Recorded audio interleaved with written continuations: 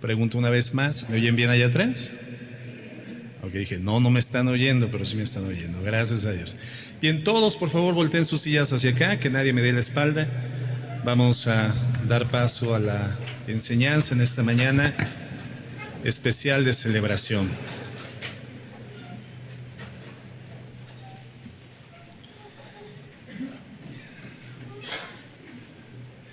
Y una vez más, sean todos muy bienvenidos. Nos da mucho gusto poder recibirles, hermanos, a los que estamos acostumbrados a ver los días domingo. Hermanos, a los que estamos acostumbrados a ver solamente en días de celebración, sean muy bienvenidos a la iglesia. Nos da mucho gusto volverlos a ver. Familiares, invitados y amigos en general, de verdad es un placer el poder ser anfitriones en esta celebración de Navidad, una celebración especial para todos nosotros. Únicamente confirmar el anuncio que daba la hermana Laura. Los servicios de jueves ya quedaron suspendidos durante el resto del año, el jueves de la semana que acaba de terminar, y se reactivan nuevamente el jueves 8 de enero. ¿Okay? Nuestros estudios de jueves, nuestros talleres de jueves se reactivan hasta el jueves 8 de enero. Sin embargo, nuestros servicios dominicales no tienen absolutamente ningún cambio. Los 2 domingos que restan del año vamos a tener nuestro servicio de manera habitual, así que aquí nos vemos, hermanos. No hay vacaciones del servicio dominical, ¿verdad? Sin embargo, entre semana suspendemos los servicios con el propósito de que quienes reciben familia o quienes tienen oportunidad de salir a visitar a la familia, pues lo hagan con libertad y gocemos de estas fiestas, siempre y cuando el centro de nuestras celebraciones siempre sea nuestro Señor Jesucristo.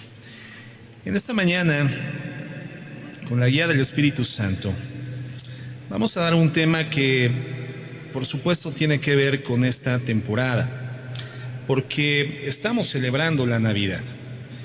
Y la Navidad siempre se relaciona con regalos, ¿cierto o no, hermanos? Pensamos en Navidad y pensamos en intercambio, regalos, el intercambiar los papelitos en la oficina, la familia, con los amigos, para poder tener un tiempo especial de reunión y podernos manifestar a través de la entrega de un obsequio el amor o el afecto que nos profesamos unos a otros.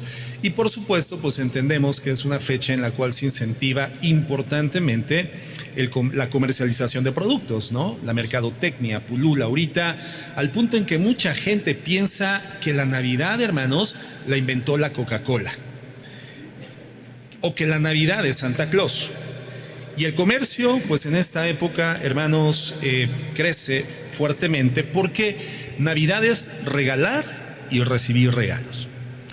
Y bueno, evidentemente esto es un buen gesto de las personas que se aman o se estiman, pero este sistema de dar y de recibir no propiamente es el motivo de la celebración navideña. Pero cuando vamos a la palabra de Dios, cuando vamos a la Biblia y leemos sobre el nacimiento de Jesucristo, bueno, resulta que Navidad, hermanos, es un regalo de Dios al hombre.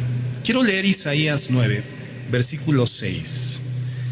Isaías 9:6, y dice así: porque un niño nos es nacido, hijo nos es dado. Vamos a leer hasta ahí. Un hijo nos es nacido, hijo nos es dado.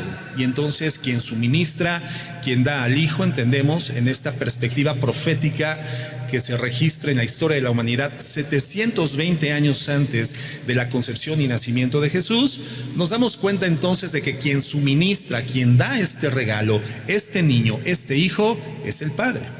Y vemos el cumplimiento en el Evangelio de Juan, capítulo 1, verso 14.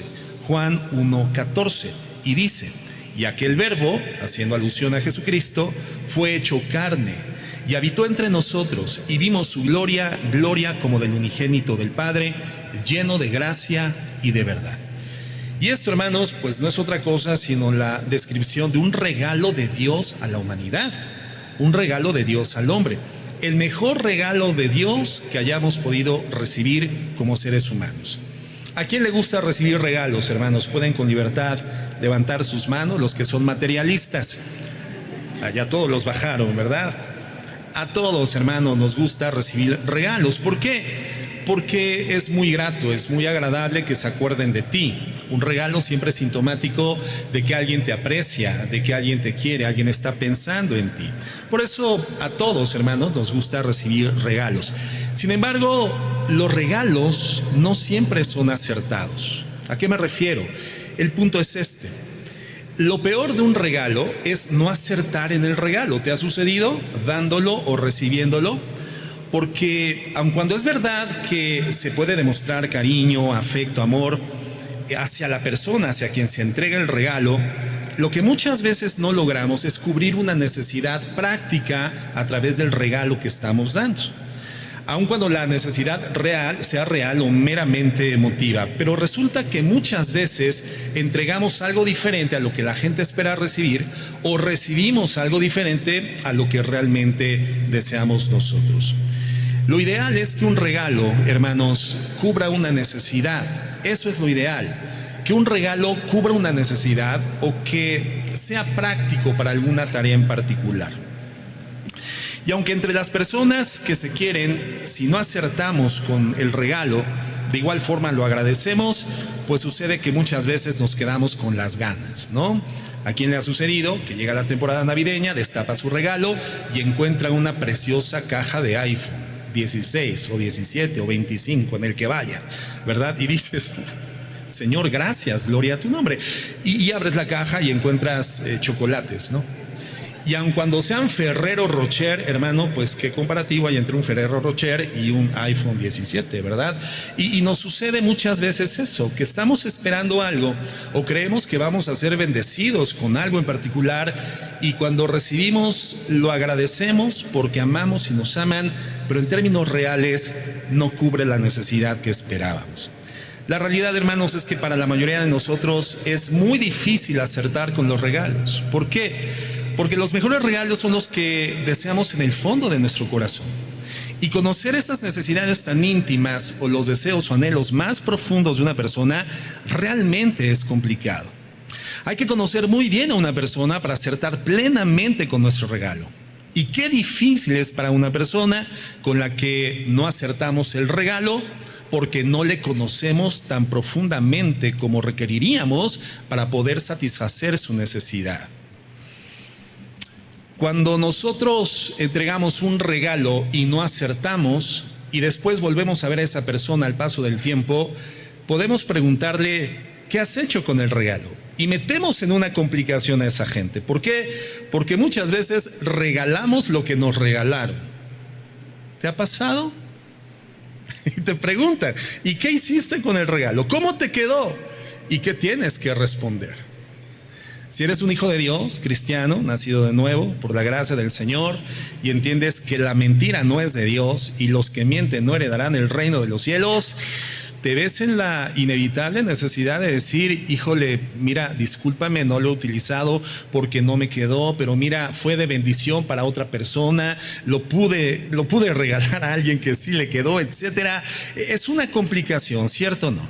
Bueno, el regalo que Dios nos ha dado, hermanos, Emmanuel, Dios con nosotros, es el regalo acertado de Dios. Cuando Dios nos da un regalo, siempre acierta. El Señor no se equivoca. Y lo hace siempre porque nos conoce y sabe lo que necesitamos. Por lo tanto, sus regalos siempre tienen un propósito práctico en la vida de sus hijos. Si alguien en la iglesia, por ejemplo, está necesitado de un abrigo, y al ver su necesidad, yo me doy cuenta y le regalo un abrigo para que se resguarde del frío. Y después me entero de que está enfermo porque iba caminando descubierto en la calle en el frío invierno. Entonces la pregunta correcta sería, oye, ¿qué hiciste con el regalo? Detecté una necesidad real y enfermaste y estás cercano a la muerte porque ¿qué hiciste con el regalo? Bueno, esa va a ser la pregunta que Dios nos va a hacer en aquel día. ¿Qué fue lo que hiciste con el regalo? ¿Qué hicimos, hermanos, con el regalo acertado de Dios, ese regalo que nos dio como humanidad? ¿Qué hicimos con ese regalo que realmente nosotros necesitábamos imperantemente, urgentemente? O dicho de acuerdo a la celebración, ¿qué hicimos con la Navidad? Mateo 1:18, por favor.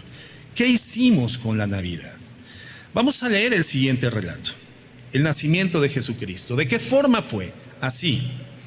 Estando desposada María, su madre, con José, antes que se juntasen, se halló que había concebido del Espíritu Santo. José, su marido, como era justo y no quería infamarla, quiso dejarla secretamente. Y pensando él en esto, he aquí un ángel del Señor se le apareció en sueños y le dijo: José, hijo de David, no temas recibir a María tu mujer, porque lo que en ella es engendrado del Espíritu Santo es. Y dará a luz un hijo y llamará su nombre Jesús, porque él salvará a su pueblo de sus pecados. Todo esto aconteció para que se cumpliese lo dicho por el Señor por medio del profeta, cuando dijo: he aquí una virgen concebirá y dará a luz un hijo, y llamará su nombre Emmanuel, que traducido es Dios con nosotros. Y despertando José del sueño, hizo como el ángel del Señor le había mandado y recibió a su mujer, pero no la conoció hasta que dio a luz su hijo primogénito y le puso por nombre Jesús. Voy a acotar brevemente esto de que no conoció a María, su mujer, sino hasta después de que fue concebido y nacido el Señor Jesucristo. Significa que José no tuvo intimidad sexual con María, sino hasta después del nacimiento de Jesús. Y si nosotros vamos a los demás evangelios, el evangelio de Lucas, vamos a darnos cuenta, hermanos, que entre las hermanas y los hermanos de Jesús suman aproximadamente 7 hermanos del Señor Jesucristo, entre mujeres y hombres. ¿Por qué? Porque la relación sexual no tiene absolutamente nada de pecaminoso, pero era necesario que la concepción de Jesús y su nacimiento fuera enteramente virginal. Entonces, el regalo de Dios al hombre es Dios con nosotros. Regalo que reveló un ángel del Señor a José, diciéndole: llamarás su nombre Jesús. ¿Por qué? Porque él salvará a su pueblo de sus pecados. Ser salvado de mis pecados, hermanos, es mi verdadera necesidad. Ser lavados y salvados de nuestra condición caída, pecaminosa e insalvable por mérito propio, en la que nos encontramos, hermanos, sin ninguna oportunidad por capacidad personal, porque no existe en nosotros virtud que tenga la dignidad suficiente delante de la santidad excelsa de Dios. Esa, hermanos, ser salvados del pecado, era nuestra más importante necesidad, la verdadera necesidad del ser humano. Porque para poder entrar al reino de los cielos, al reino de Dios, hermanos, se necesita ser bueno. Pero bueno según los parámetros de Dios, no según nuestros propios criterios. Y ese es uno de los problemas, porque la mayor parte de la gente dice: bueno, yo hago cosas buenas, yo soy altruista, yo soy misericordioso, y justamente en Navidad doy regalos a los pobres, etc. Hermano, hasta Al Capone daba regalos a los pobres en Navidad. La bondad para estar con Dios, hermanos, no es según nuestro criterio humano, porque nuestro criterio generalmente es muy benevolente con nosotros, pero muy exigente con los demás. No, para entrar en el reino de los cielos es necesario ser bueno, y si alguien no sabe cuál es el nivel que Dios exige de bondad en su presencia, se los voy a decir: tenemos que ser igual a Jesús. Para entrar al reino de los cielos es indispensable ser igual a Jesús. O sea, alguien no solamente bueno, no solamente inocente, sino alguien completamente justo. Alguien que no ha pecado nunca. Y nunca, hermanos, es nunca. Porque un solo pecado, por pequeño que sea, te descalifica delante de la santidad de Dios. Y lo que la Biblia nos reporta en Romanos 3:23 es que por cuanto todos pecamos y estamos destituidos de la gloria de Dios. Y es por eso por lo que necesitamos un Salvador. Es por eso por lo que todos necesitamos el regalo acertado de Dios. Es por eso que todos necesitamos la Navidad. Y Cristo, hermanos, es el regalo acertado de Dios. Y la pregunta sensata de Dios ante el rechazo general de la humanidad es: oye, ¿dónde está ese abrigo que te regalé para que no murieras de frío en el mundo?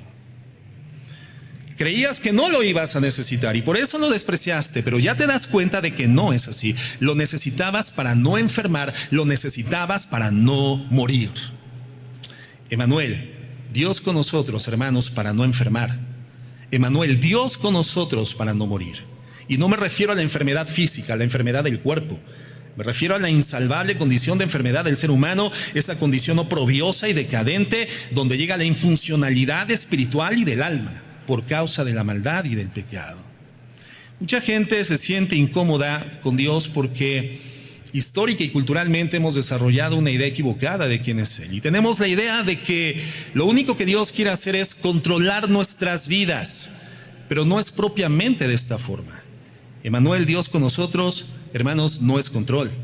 Dios no envió a su Hijo para controlar tu vida. Dios no envió a su Hijo para arruinar tu libertad. No, lo que Dios hizo al enviar a su Hijo es bendecirte. Lo que Dios hizo es darte la verdadera vida y la verdadera libertad. Lo que Dios hizo al enviar a su Hijo es cuidarnos, dándonos un mantenimiento permanente espiritualmente en nuestras vidas. Lo que Dios hizo al enviar a Cristo es darnos esa libertad, y ese Dios con nosotros, hermanos, nos da el verdadero conocimiento del significado de la vida aquí y después de aquí. Cristo encarnados, hermanos, Dios con nosotros. O bien podemos decirlo también, Dios viviendo por nosotros. Porque cuando Cristo estuvo aquí en la tierra, hizo dos cosas que son muy importantes por todos nosotros. Vivió nuestra vida, pero también murió nuestra muerte. Jesucristo vivió nuestra vida y murió nuestra muerte. Y este Dios con nosotros, este Emmanuel, es el regalo más extraordinario que pudimos haber recibido de Dios, Cristo. Dios viviendo por mí una vida que a mí me era absolutamente imposible vivir y que me regala para que así yo pueda tener su propia justicia delante de Dios y resolver el problema de mi distanciamiento de Él por causa de mi propio pecado. Recibo su justicia cuando Él vive su vida y la vive por mí. Y eso es Dios con nosotros. Su vida perfecta, regalándonos, imputándonos una justicia que Él vivió, pero que nosotros jamás vivimos. Y también muriendo por mí, muriendo por nosotros. Una muerte que nos tocaba morir a nosotros, y eso significa Dios con nosotros. Y algo más, Isaías 9:6, una vez más. Porque un niño nos es nacido, hijo nos es dado. Y fíjate a continuación, y el principado sobre su hombro. ¿Y cómo se va a llamar? ¿Cómo se llamaría ese niño? Su nombre es admirable, es consejero, es Dios fuerte, es Padre eterno y es príncipe de paz. No solamente un niño es nacido, que es lo que vemos al pie de los árboles de Navidad en esta época, los nacimientos, y la verdad ya ni siquiera vemos los nacimientos, sino Santa Clauses, renos y cosas por el estilo. No solamente un niño nos es nacido, sino que un hijo nos es dado. Este es el regalo de Dios, hermanos, su propio hijo. Un hijo nos es dado. ¿El hijo de quién? El hijo de Dios. Este es el regalo de Dios, Jesucristo. Pero como leímos, también es admirable, admirable. Y si algo era admirable en Cristo, hermanos, eran sus milagros y sus prodigios. Sin embargo, este título de admirable no le es atribuido específicamente por esto, hermanos, porque los milagros solamente eran señales significativas que permitían demostrar a través de estas que el evangelio que Cristo vino a predicar tenía una procedencia genuinamente divina. Él le dice a los hipócritas, a los religiosos de la época: si no me creen por lo que hablo, por lo que predico, créanme por lo que han visto que he hecho a través de prodigios y milagros. Sin embargo, aun cuando estos prodigios fueron impresionantes, literalmente erradicó durante 3 años y medio la enfermedad de Palestina a través de su misericordia a favor de la humanidad. Hermanos, no es admirable solamente por esto. Él es admirable por la redención que vivió por nosotros en un sacrificio en la cruz del Calvario, cuando nosotros habíamos rechazado enteramente la bondad y la justicia, el amor y el cuidado de Dios. Eso es lo admirable. Una admiración, hermano, que los mismos ángeles se quedan boquiabiertos. El mismo apóstol Pedro lo dice: esto anhelan verlo los ángeles, al Cristo, al Hijo de Dios, al regalo de Dios para la humanidad, muriendo por gente que no quería saber absolutamente nada de Él. Y por eso dice que su Hijo nos es dado, y que este Hijo, hermanos, es admirable. Pero no solamente eso, también dice que es consejero. ¿Y qué mejor consejero que el que nos creó? ¿Qué mejor consejo podemos recibir a favor de nuestra vida sino de aquel, hermano, que conoce cuál es nuestra debilidad humana, conoce el diseño, conoce la forma en la cual pensamos y reaccionamos, y por lo tanto en él y en su libro sagrado podemos encontrar la respuesta a cualquier necesidad para el estilo de vida o para el tipo de vida que hayamos definido en esta tierra, para los solteros, los matrimonios, las familias en general, el hombre de negocios, el hombre de empresa, el trabajador, el empleado, el obrero. Tiene consejo de parte de Dios, porque Dios nos creó absolutamente a todos. Pero no solamente esto, la Biblia dice que también es Dios fuerte, porque de nada valdría que Dios fuera Dios si Dios no es absolutamente fuerte. Es Dios todopoderoso, porque tiene el poder para transformar tu vida y mi vida por completo, hermanos. Dios fuerte. Y eso no lo hace ningún grupo de autoayuda, ninguna psicología ni sistema de pensamiento humano. No lo hace absolutamente ninguna religión, por popular que sea. Solamente el Dios fuerte del universo, a través de su Hijo Jesucristo, el niño que nos fue dado, el regalo de Dios, Dios con nosotros, puede transformar la mente y el corazón del ser humano.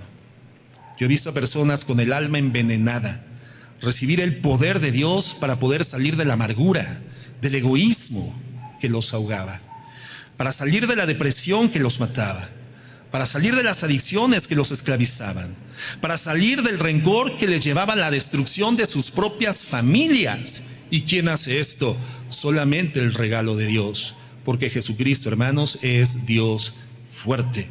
Entonces entendemos que el poder de Dios no es para controlarnos, no, el poder de Dios es para sacarnos del lodo, es para darnos libertad.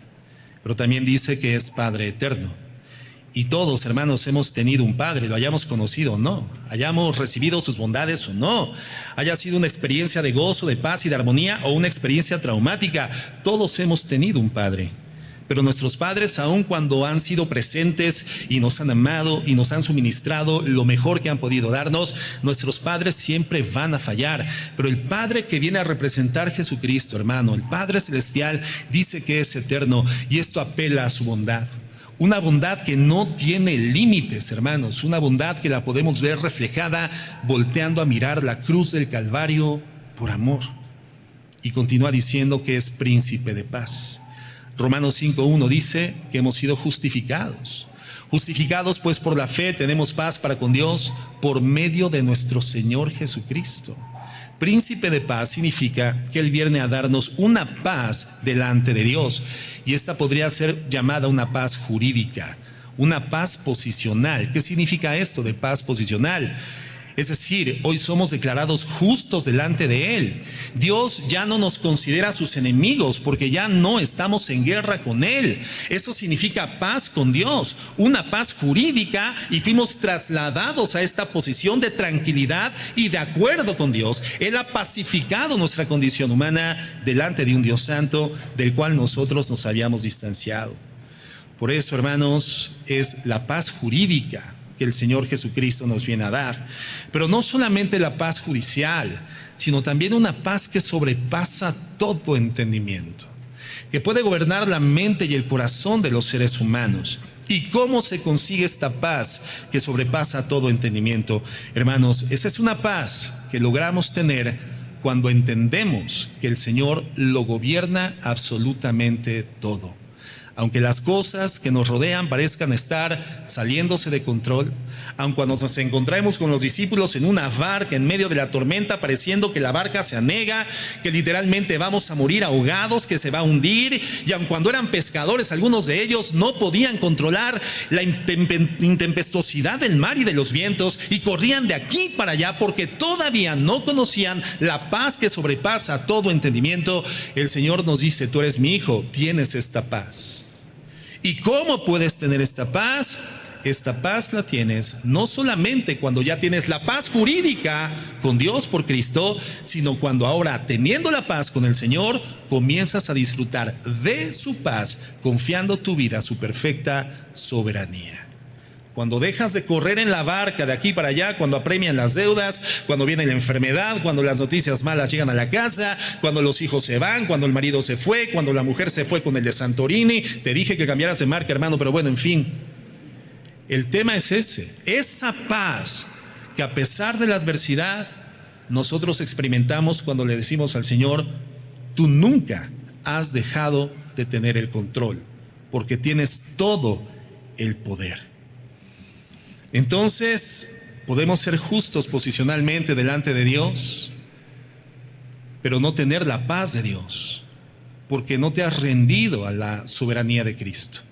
Por lo tanto, tenemos la paz con Dios cuando hemos creído en su sacrificio en el Calvario, pero tenemos la paz de Dios cuando nos rendimos enteramente a su soberanía en nuestras vidas y dejamos de creer que tenemos nosotros las mejores opiniones para nuestras vidas.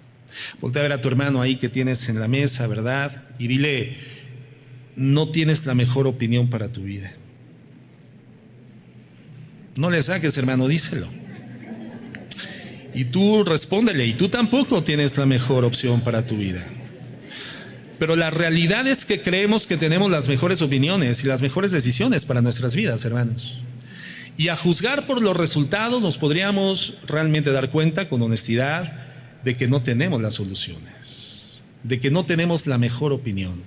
Cuando cedemos el gobierno de nuestra vida a Dios, entonces comenzamos a vivir la paz que sobrepasa todo entendimiento. Hermanos, este es Jesús, este es Emmanuel, Dios con nosotros, y este es el regalo acertado de Dios para los seres humanos.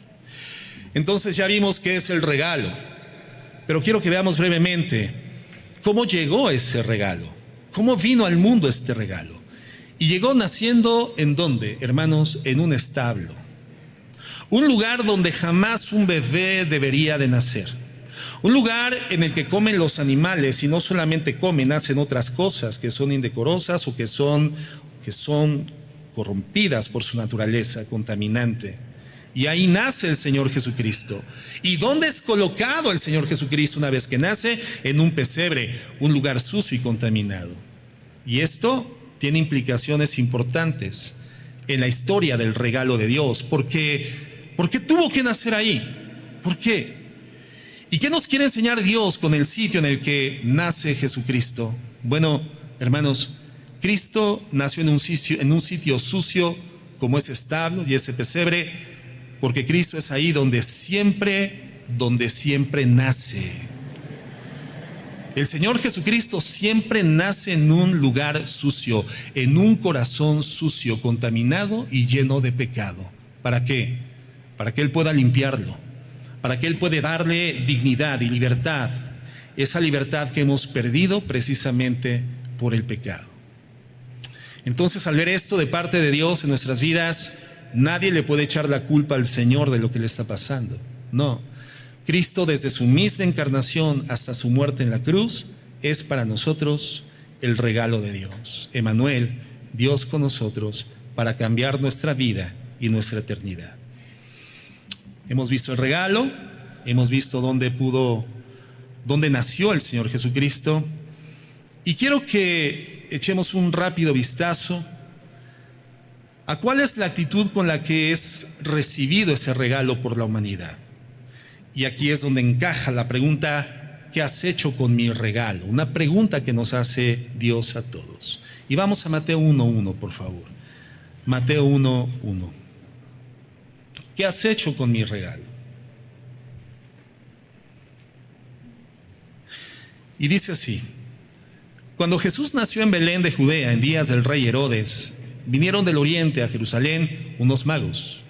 Y esa palabra magos en el original griego significa sabios. No se está refiriendo a gente que practicase artes ocultas, sino que eran personas sabias, diciendo: ¿dónde está el rey de los judíos que ha nacido? Porque su estrella hemos visto en el oriente y venimos a adorarle. Fíjate, personas nobles, personas de alta estirpe. Historiográficamente entendemos que eran personas que seguramente ejercían funciones preponderantes en el gobierno de las naciones, de donde la Biblia no nos informa en dónde se encontraban, porque la Biblia nos da solamente esta especificación sucinta, corta, una acotación muy limitada de dónde venían estos magos. No sabíamos cuántos eran. La tradición dice que eran 3, porque 3 fueron las especies de regalos que le entregan estos sabios de Oriente a Jesús: incienso, oro y mirra. Pero la realidad es que no sabemos cuántos fueron, no sabemos sus nombres. No existe registro bíblico de que se llamaran Baltasar, Melchor y Gaspar. No, no, para nada. Esos son inventos de la humanidad que se han acendrado en la cultura. No sabemos cuántos eran, de dónde venían, dónde vivían. Lo único que sabemos es que eran sabios de Oriente, personas nobles y además que anhelaban conocer la verdad y se mueven desde lejanas tierras, desde el Oriente, para venir a conocer la verdad con una muy elemental y muy pequeña información de quién era la verdad. ¿Cómo es que esta gente, estos sabios, llegaron al conocimiento de un redentor? Muy probablemente, hermanos, por la dispersión de los judíos, hermano, la diáspora judía de esos tiempos, en donde otros comenzaron a hablar de este conocimiento profético del Mesías, Cristo, el Mesías de Dios, por la redención de la humanidad. Por lo tanto, estos sabios de Oriente, hermanos, traían una información muy limitada, pero fue suficiente para inclinar sus corazones y atender al mensaje y venir a buscar la verdad, venir a encontrarse con el Mesías. Ahora, sobre la mayor parte de las personas que hoy seguimos a Jesucristo, hermano, Pablo nos dice que no somos como estos sabios, personas importantes, preponderantes, nobles, seguramente personas ricas. No, la mayoría de nosotros, dice Pablo, que no somos ni sabios, ni poderosos, ni nobles. Fíjate lo que dice 1 Corintios 1:26.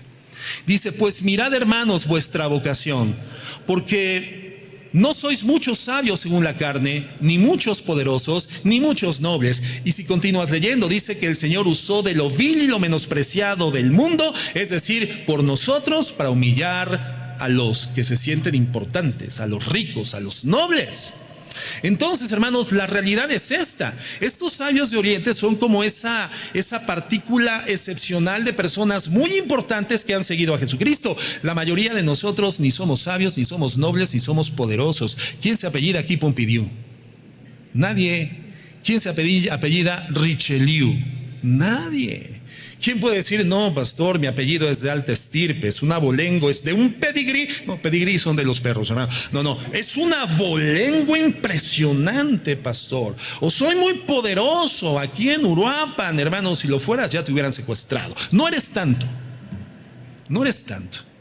Entonces, más bien nos identificamos con la otra facción, aquellos que no tenemos esto, pero que precisamente por nuestra necesidad, entre otras, materiales, humanas, intelectuales, del alma, emocionales, etcétera, nos vimos en la necesidad de correr a Jesucristo. ¿Y qué vemos aquí? Que el Señor no hace acepción de personas. El Señor llama a los poderosos, el Señor llama a los pobres, llama a los humildes. El Señor muere por toda, absolutamente, la humanidad. Magos, hermanos, que sin saber mucho de Él, atendieron al llamado y lo fueron a adorar.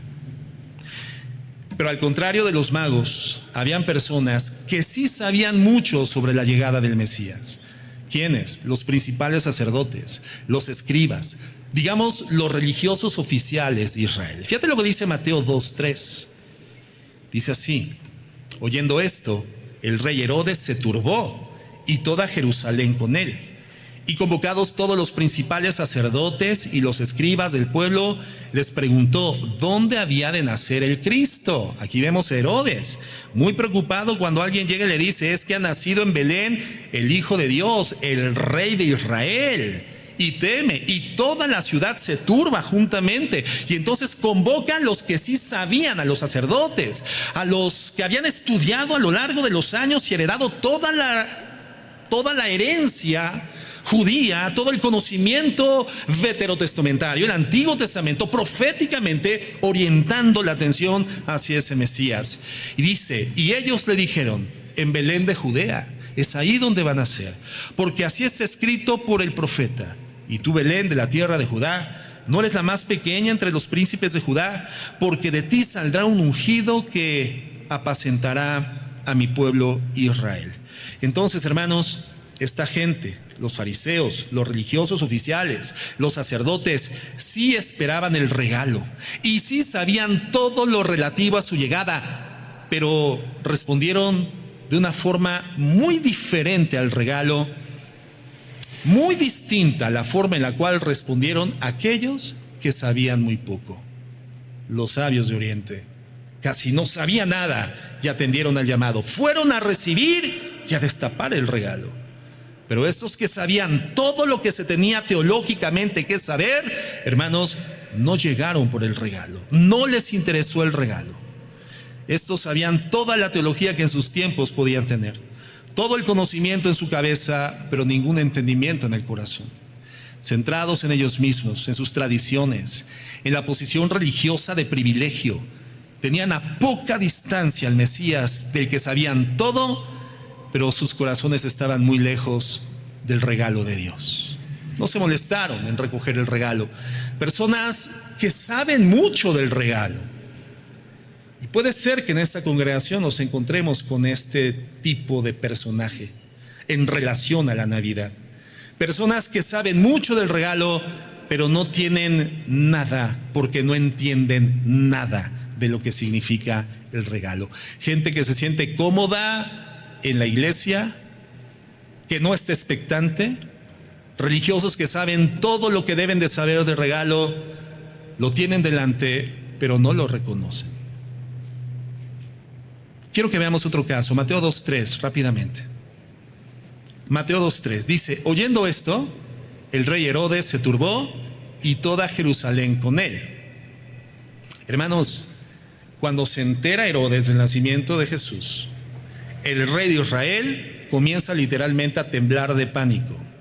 Porque ¿a qué puede tenerle miedo un rey, hermanos? ¿A qué? A perder su reino, efectivamente. Y por eso Herodes, ¿qué quería hacer con el regalo? Matarlo, eliminarlo, destruirlo. ¿Y cuántos? ¿Cuántos son como Herodes? Que quieren deshacerse del regalo de Dios. Ese regalo que Dios nos envía porque ven a Jesús como una amenaza para su propio reino.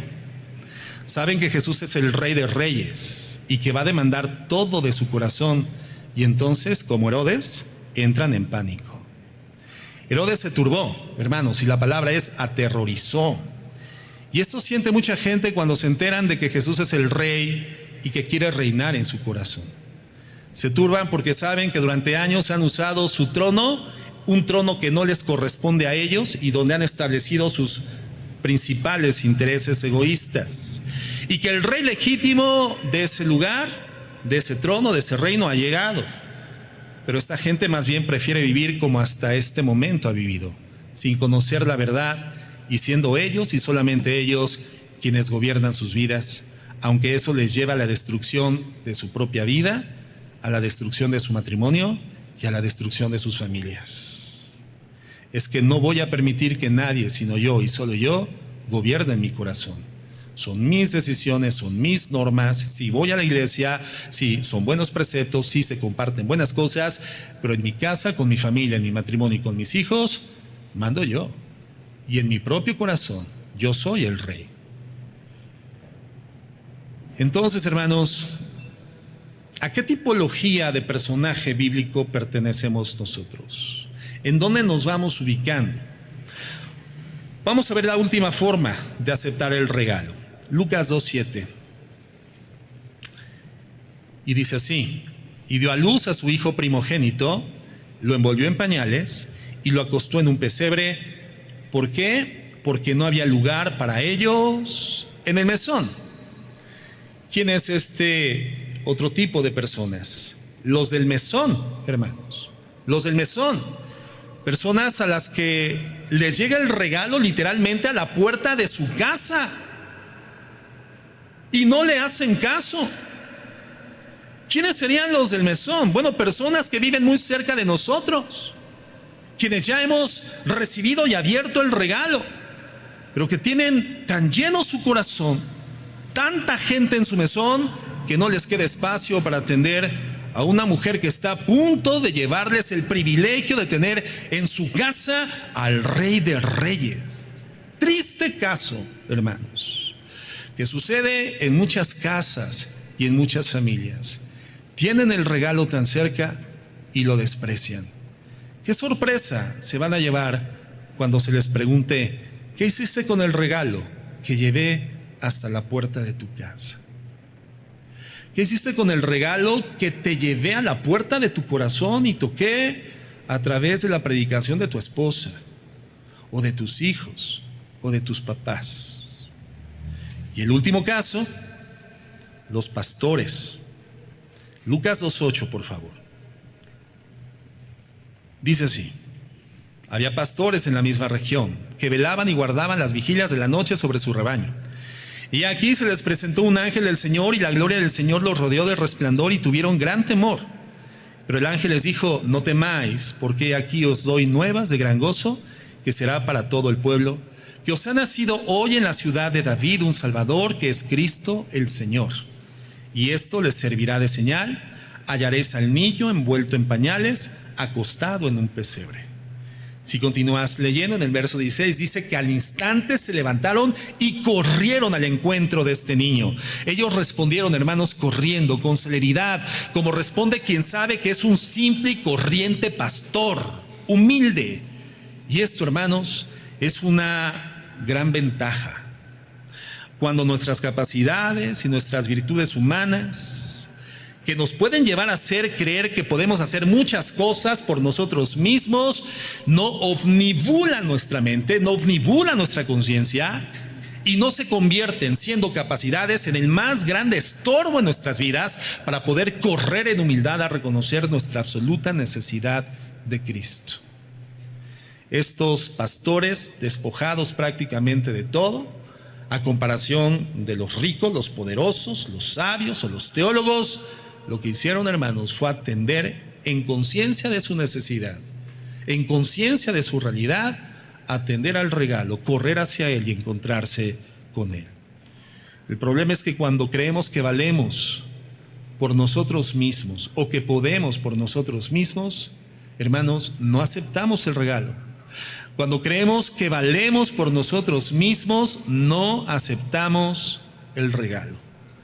Pero cuando entendemos que no hay valor intrínseco en nosotros, que el pecado nos ha llevado a una condición oprobiosa y lamentable y despreciable, que no hay virtud que pueda llamar la atención de Dios a favor nuestro, no hay capacidad humana que sea valiosa para que Dios diga: a este lo salvo porque vale por él mismo, que no hay nada que llame la atención de Dios, sino que la atención de Dios se enfoque en nosotros por el puro afecto de su voluntad, por su misericordia, por su gracia, por su benevolencia, y porque es poderoso y porque soberanamente lo ha determinado así. Cuando entendemos, hermanos, que el valor no está en nosotros, sino en Dios, entonces vamos apresurados a recibir el regalo de Dios. Y quiero terminar, hermanos, recapitulando entonces. En estos días no estamos celebrando ninguna fiesta comercial. En estos días lo que celebramos, si es que alguien lo quiere hacer de verdad, si es que de verdad tu intención es celebrar en estos días, lo que celebramos es que el Hijo de Dios se convirtió en hombre. El Hijo de Dios se convirtió en hombre para que el hombre se convirtiera en hijo de Dios.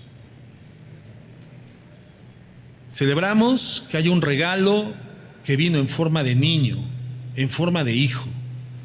Celebramos que es un regalo que no dejaron entrar en el mesón, pero que nos dice a esos mismos que no le dejaron o no le dejamos entrar en el mesón, en Juan 14:1 nos dice: no se turbe vuestro corazón, creéis en Dios, creed también en mí. En la casa de mi Padre muchas moradas hay. Si así no fuere, yo os lo hubiera dicho. Voy pues a preparar lugar para vosotros. Un regalo así, hermanos, requiere que respondamos sí o no. Porque no responder es decirle no a ese regalo. En la casa de mi Padre muchas moradas hay, y hay una para ti, pero solamente, dice Cristo, si eres como yo. Y nadie puede ser como Cristo por sí mismo. Necesitamos su nacimiento en nuestro corazón. Necesitamos reconocer su sacrificio expiatorio y representativo por nosotros en la cruz del Calvario. Necesitamos reconocer que por el pecado hermano, que heredamos y por el que cometimos, estamos destituidos y distanciados de la gloria de Dios.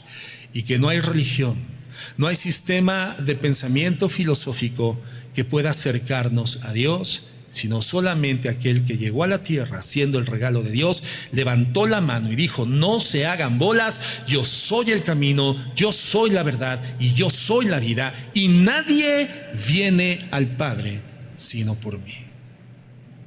No es el Papa, no es ningún líder religioso, no es ningún sistema filosófico, no es la religión católica, los mormones, los testigos de Jehová, no es el Hare Krishna, no es Buda, no es nadie, porque nadie puede representar a la humanidad sino el regalo de Dios.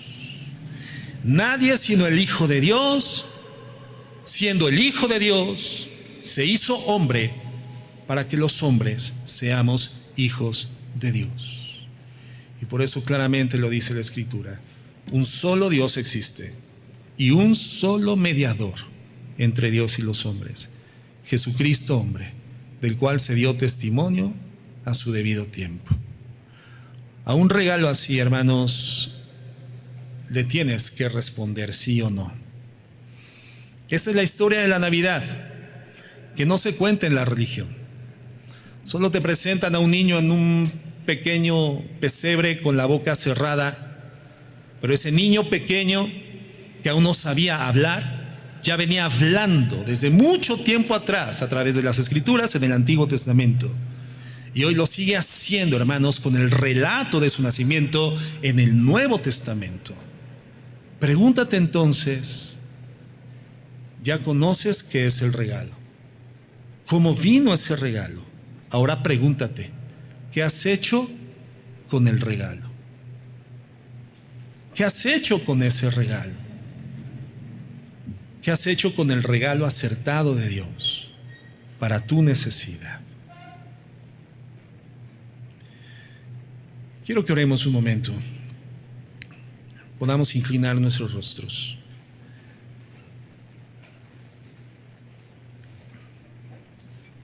Y nos demos la oportunidad de forma individual, presentarnos ante Dios. Con humildad, hermanos. Con humildad espiritual y honestidad intelectual.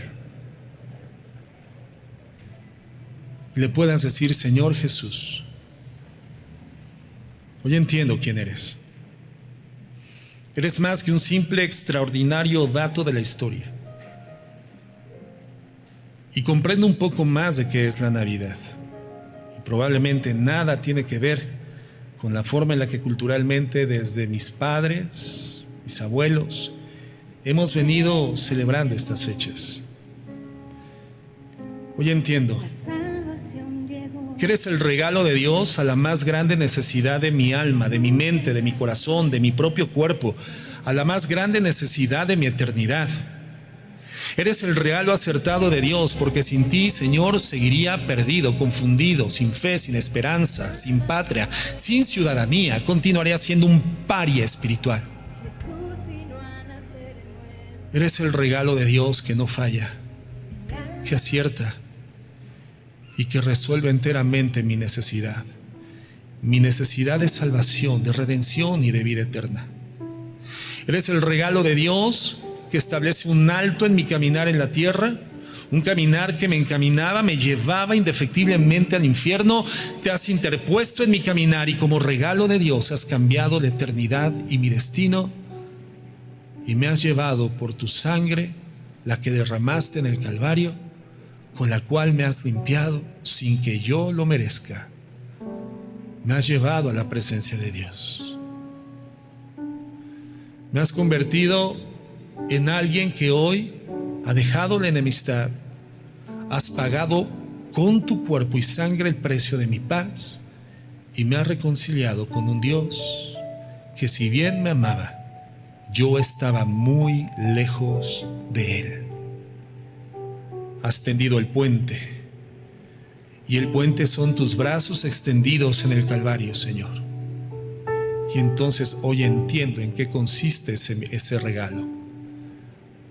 un hijo nos es dado, el Hijo de Dios, que nació en esta tierra para morir,